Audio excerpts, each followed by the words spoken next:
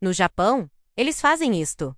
E a casa nunca fica suja. Mas o verdadeiro segredo não é sobre poeira ou panos de limpeza. É algo muito mais profundo. Ninguém sabia o que se passava atrás daquelas portas deslizantes de madeira, cobertas de papel de arroz e silêncio.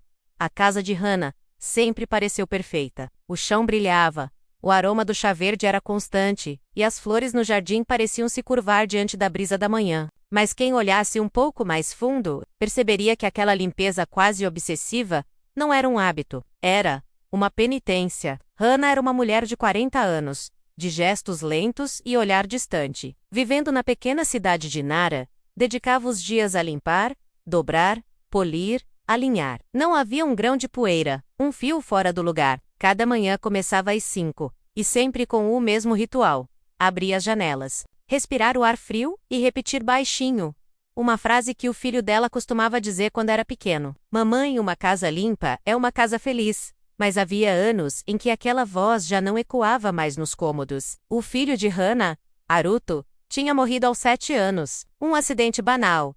Uma distração.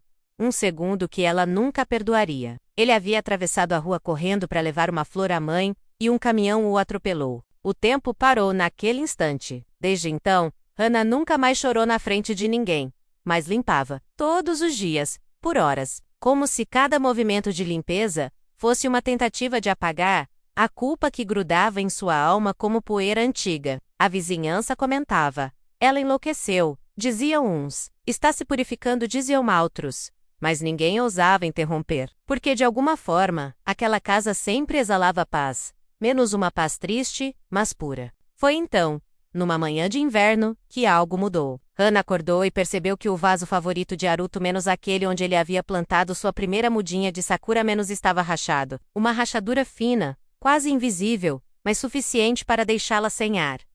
Ela sentou-se diante do vaso por horas, depois levantou, pegou o pano e começou a limpá-lo com delicadeza, como se cuidasse do próprio coração. E foi nesse instante que a campainha tocou. Do outro lado da porta estava uma senhora idosa, vestida com simplicidade, segurando um balde e uma pequena caixa. Perdão, eu sou Aiko.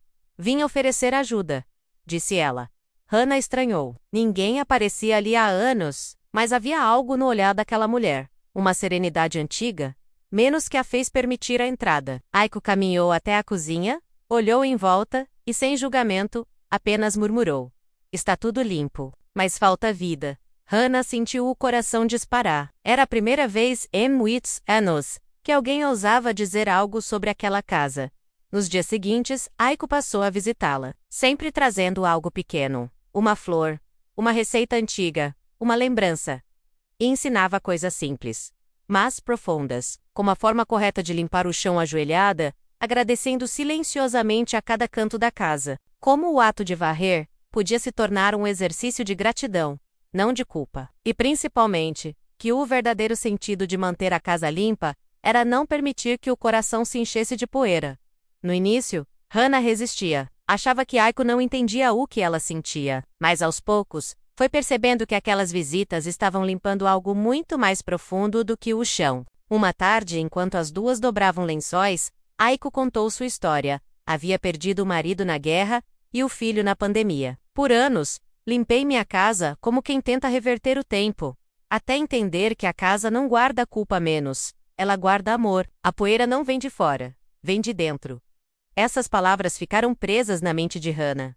Naquela noite, ela sonhou com Haruto. O menino sorria, correndo pelos cômodos, deixando pegadas de barro pelo tatame. Ela, em vez de repreender, apenas ria. Acordou chorando, pela primeira vez em muito tempo. Mas foram lágrimas diferentes. Lágrimas de quem começa a perdoar. Os meses passaram, e Aiko continuou visitando-a. A casa de Hana já não era apenas limpa, menos era viva. Abe ariçadas chá servido com propósito. Flores frescas no altar de Haruto. E numa manhã de primavera, quando as cerejeiras começaram a florescer, Aiko pediu algo inusitado.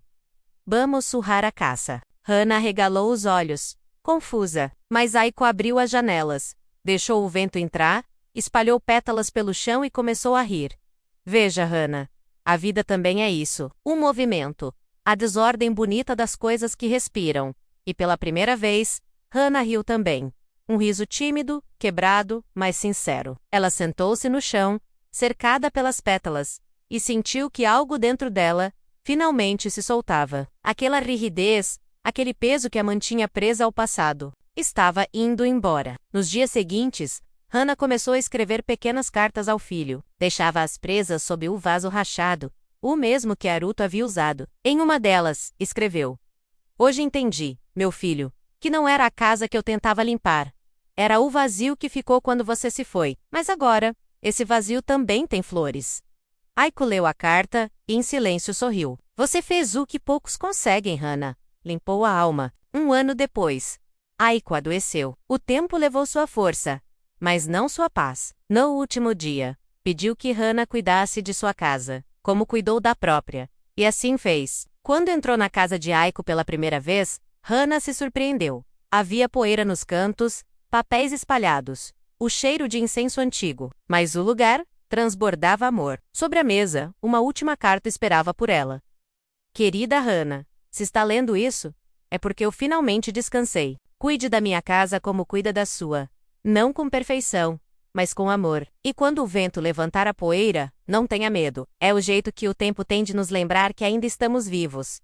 Hannah fechou os olhos e chorou. Depois, respirou fundo, pegou o pano e começou a limpar, mas dessa vez, sorrindo. E cada gesto, cada dobra, cada canto da casa parecia um agradecimento. Aos poucos, o Japão lá fora florescia. As cerejeiras voltavam a pintar o ar de rosa, e Hannah, ajoelhada no chão, percebeu que a verdadeira limpeza não é a ausência de sujeira, é a presença do amor. No final da tarde, ela abriu as janelas, deixou o vento soprar e murmurou: "Haruto, agora, a casa está limpa." De verdade, o som do vento trouxe um eco suave, quase como uma resposta.